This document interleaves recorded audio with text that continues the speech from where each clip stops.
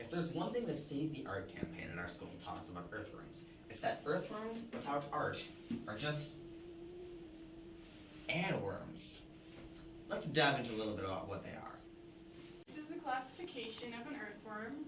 So its kingdom is Animalia. Its phylum, which is its body plan, is Annelida. Its class is Clitellata. Its subclass is Oligochaeta. And its order is Haplotaxida. Its family is Lumbrichidae. Its genus, which is structurally similar or phylogenetically related, is Lumbricus, and its species is Terrestris. Okay, so as I stated earlier, the earthworm's class is Clitellata, and that means it's a class of segmented worms known by their clitellum, which is a wide, fleshy band located in the front half of the animal's body. So if you look at my little drawing of an earthworm here, this is the clitellum. It's near the front of the body, and it's like wider than the rest of the worm. Okay, so the digestive system of an earthworm involves the mouth, pharynx, esophagus, crop, gizzard, intestine, and anus. First, food enters through the body, through the mouth, where the pharynx uses muscular contractions to pull it into the esophagus. The food then travels down through the tube-like structure that's used as a passageway to the crop. The crop functions as a storage place for the food before being passed on to the gizzard. There it is grinded so it's small enough to pass through via small intestine. In the intestine, enzymes are secreted to chemically digest and absorb the food particles. All of the food that cannot be absorbed in the intestine gets passed out of the body through the opening called the anus. Okay, so the fetal pig also has a mouth, pharynx, esophagus, intestine, and anus. But it also has a stomach, colon, or large intestine, and a rectum.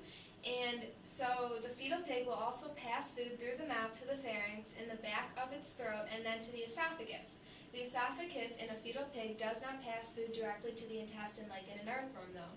Instead, the food is delivered to the stomach organ, and then the intestine.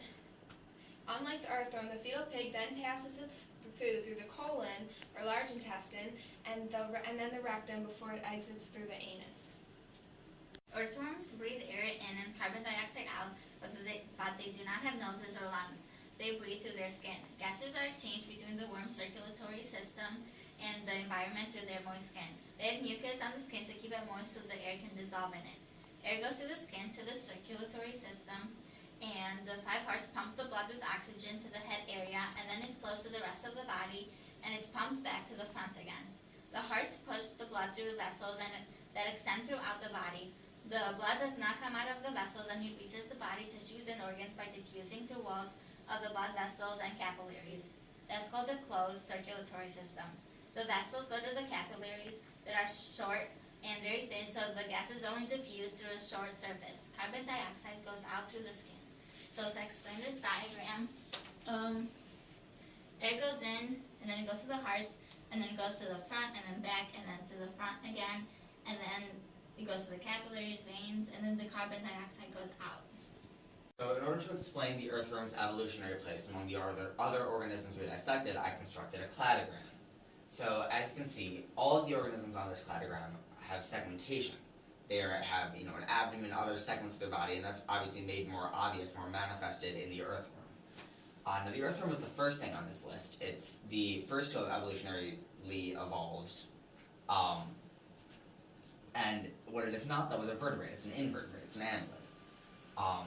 Now everything else on this is a vertebrate. A shark is a vertebrate, a perch is a vertebrate, etc.